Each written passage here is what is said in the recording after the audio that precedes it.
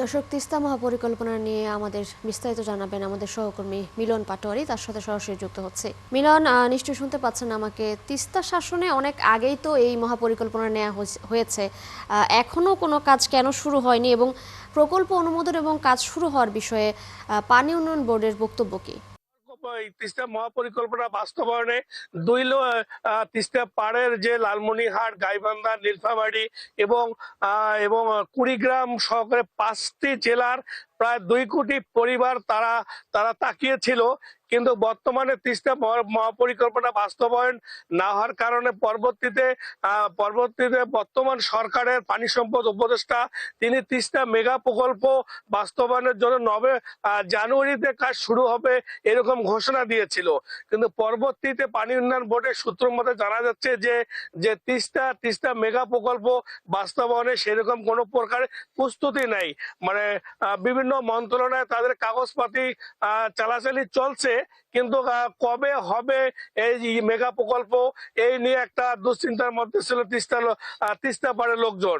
তবে এবং ইতিমধ্যে তিস্তা বাঁচাও আন্দোলন যে লালমনিরহাটের কমিটি, এই কমিটি তারা দীর্ঘদিন ধরে আন্দোলন চালিয়ে যাচ্ছে। গণপদযাত্রা এবং 5টি জেলা প্রশাসকের মাধ্যমে প্রধান উপদেষ্টাকে স্মারকলিপি পেশ, মোমবাতি প্রজ্বলন, মশাল প্রজ্বলন, প্রায় 115 কিলোমিটার তিস্তা পাড়ের মশাল প্রজ্বলন অনুষ্ঠান সহ গণপদযাত্রা বা বিভিন্ন আন্দোলন তারা চালিয়ে যাচ্ছে। তবে তিস্তা মহাপরিকল্পনা যে বাস্তবায়ন যদি নভেম্বরের মধ্যে যদি মেগা প্রকল্পের কাজ শুরু না হয়, তাহলে তিস্তা বাঁচাও আন্দোলনের যিনি প্রধান সমন্বয়ক অধ্যক্ষ আসাদুল হাবিব তিনি জানিয়েছেন, যদি নভেম্বরে কাজ শুরু না হয় তাহলে রংপুর অঞ্চলে তারা আরো প্রায় কঠোর কর্মসূচি গ্রহণ করবে এবং তারা 30শে অক্টোবরের মধ্যে 15 মিনিট সকাল 11টা থেকে সকাল 11টা 15 পর্যন্ত 15 মিনিট রংপুর অঞ্চল স্থগিত থাকার তারা একটা কর্মসূচি একটা ঘোষণা করেছে।